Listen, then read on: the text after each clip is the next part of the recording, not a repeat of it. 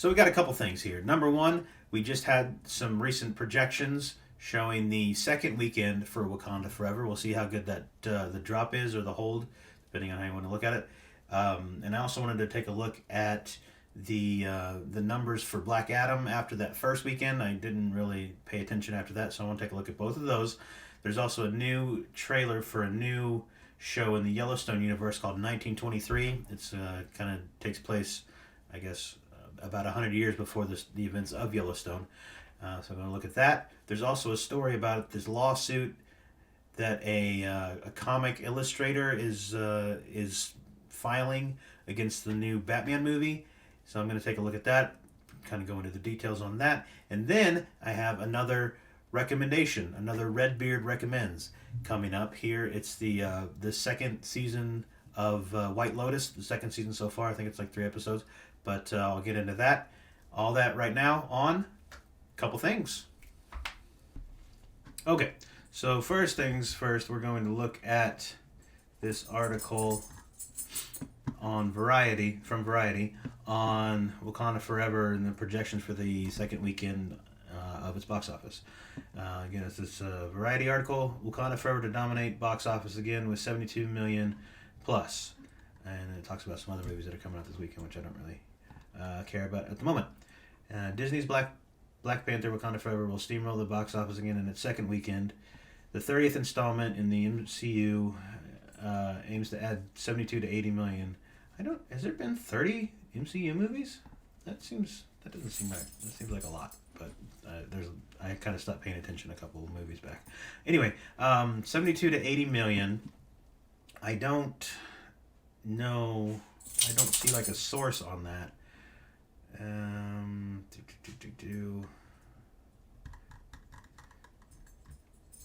Yeah. I don't know because Box Office Pro had the second weekend at this 67 million number. So this one's a little higher. It might just be Variety's own projections. I'm not sure. But anyway, it's a decline of about 50 to 60% from the 181 million opening, which is obviously, that's a lot of money. And this decline of 55 to 60% is it's about average. That's normally what movies see, usually about somewhere in the 50s to 60s. If it's a decline of like 30, if it's in like the 30s or 40s, that's like a really good hold. You saw that with I think like Smile had that just a couple weeks back. If it's above the 60s, like if you get into like the 70s, even 80s, that's usually a bad sign for the movie. You saw that with the Halloween Ends movie. I think that was like an 80% drop the second weekend. So 50 to 60 is that's pretty good. It's about average. It's about what you get, especially with a number as high as this 181 for the first weekend. You're going to have a pretty sizable drop just because so many people saw it already. So I did want to kind of update my little spreadsheet that I keep here. Let me make sure that's on the numbers. It was 181.4. So if it's that 80, that's about 44. So that'd be about 60, 55. And the other one was 72? 72, so that's about 55 to 60%. I don't know why I did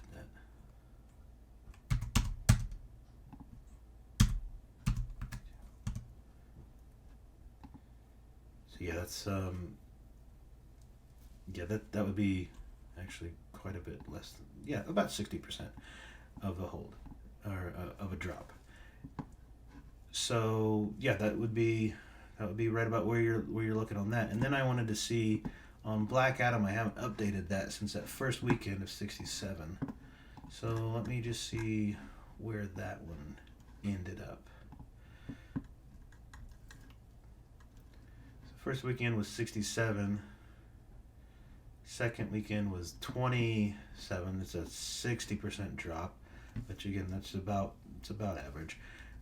27.5.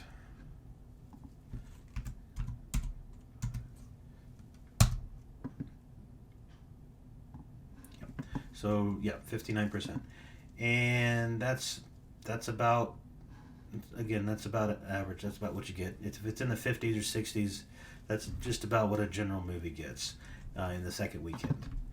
And again, if it's in the 30s or 40s, as far as a drop, if you kept 60 to 70% of the audience, that's considered successful. Like Smile was one of those, and I think Top Gun. Let me see here. If I search by percentage hold,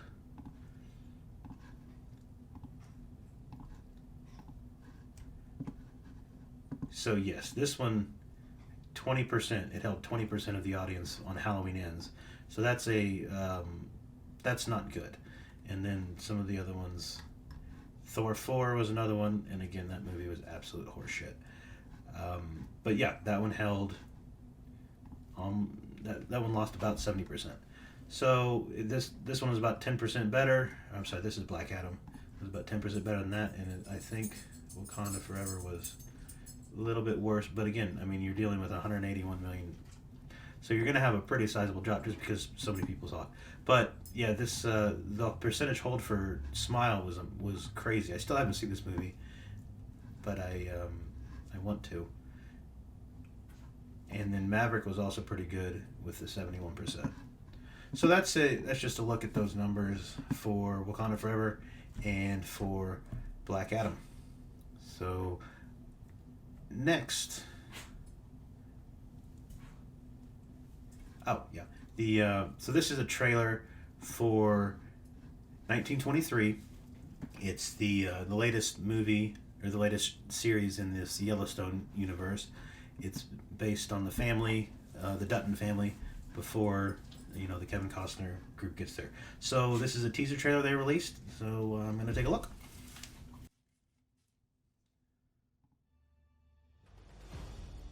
Violence has always haunted this family.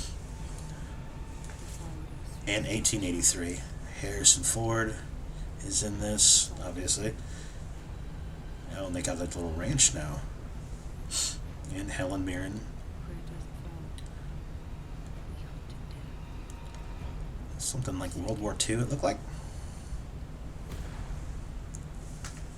Yellowstone origin story. Okay. Okay, so yeah, that looks pretty good.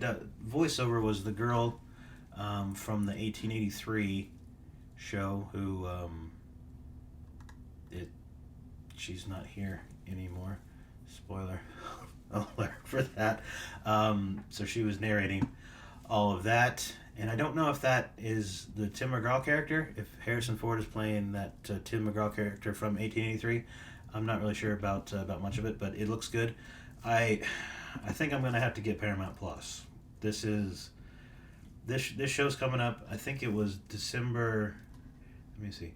December 18th, so it's about a month away. Then there was also this Tulsa King show, which is also on Paramount Plus.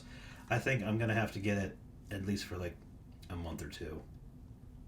Yeah, I'm gonna have to eventually break down and get that. Probably not for a while, so that way I think Tulsa King's just coming out like 1 week at a time, one episode a week. So I'll probably wait a little bit, but eventually I think I'm gonna have to get that. I might have to get this before I get Netflix, actually, just because of those shows. And I think they also have Inside Amy Schumer, which is another reason some people may want to watch it. But yeah, not me. Okay, next is this story on Bounding into Comics. And some of their stories are like just rumors. They take it with a pinch of salt, that kind of thing.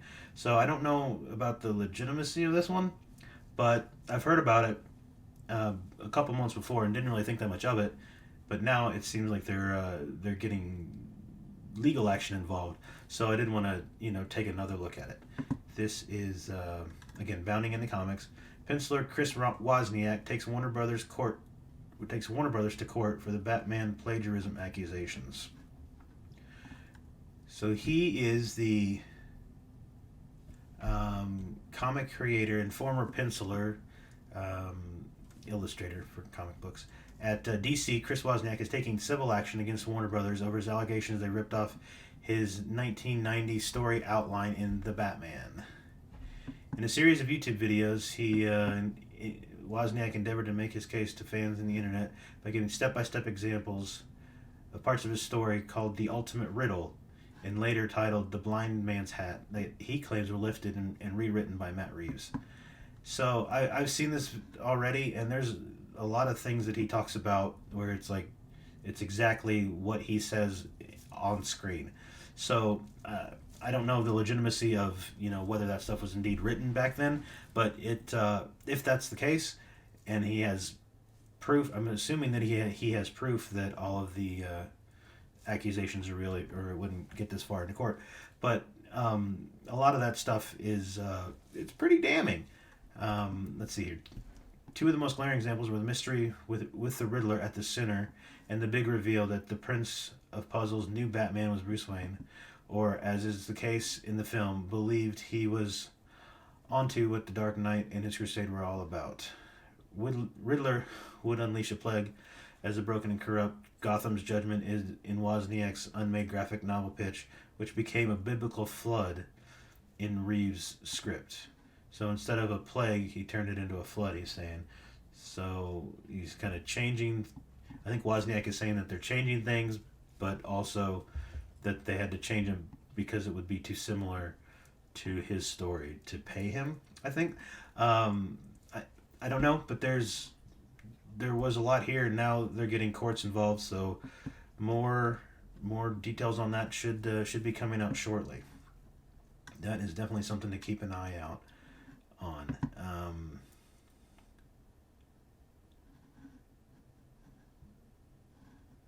Okay, there's another one here where Alfred is injured by a bomb sent to Wayne Tower that was meant for Bruce. That was in the movie. And Wozniak explained on YouTube he had a scene like that playing out with Barbara instead of Alfred. So I guess he's saying that they switched it from Barbara to Alfred. So, yeah, that should take months, but that's actually been going on for several months now. I remember those YouTube videos almost right after that movie came out. Don't know what's going to happen with that, but that is definitely something to keep an eye on. All right, now we'll get to my Redbeard recommendation. And my latest recommendation is The White Lotus. It's in its second season. I don't know if you've seen the first season or not, but the first season was great. The first season, I give that a 4 out of 5. This one it's not quite as good. It's still going, so it could get better, but I would give it a 3 out of 5. And it doesn't have very many repeat characters. The only ones it does have are Jennifer Coolidge, which was Stifler's mom, and John Grease, which he ended up marrying her at the end of the first one, and now they're just going on vacation. The first one was in, I think, like Mexico, or someplace tropical, and this one is in Italy.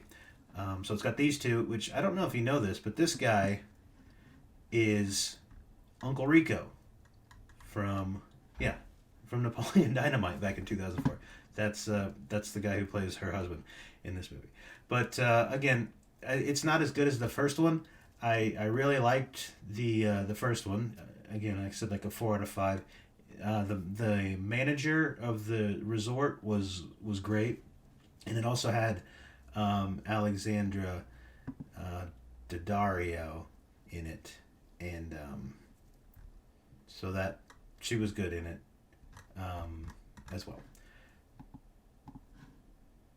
So yes, this one takes place in Spain, and the cast again it's almost exclusively a new cast, but I mean they're all good. I like them and the story that they're telling. I don't like Aubrey Plaza's character in this, and I really don't know why. There's it's weird. Because I like her in Parks and Rec. Everybody loves April Ludgate, but in this one, I just something about the character or her portrayal of the character. I don't know what it is, but I just can't stand her. And there's people in it who do, you know, terrible things, but you know, they have like redeeming qualities. So I can kind of forgive that. But hers, I'm just not a fan. I'm just not a fan of it. But it's definitely good. I would definitely recommend it to take a look at if you're looking for something. And again, it's like I think 3 episodes in, so there's still plenty of time to get into it and you know, catch up if you want to check that out. So that is my latest recommendation, The White Lotus. And yeah, thanks for watching, and like and subscribe. I hope Aubrey's character has some kind of character arc that makes her likable. Because again, I mean, I like most of the stuff she's in, but just this character, just not a fan. Not a fan.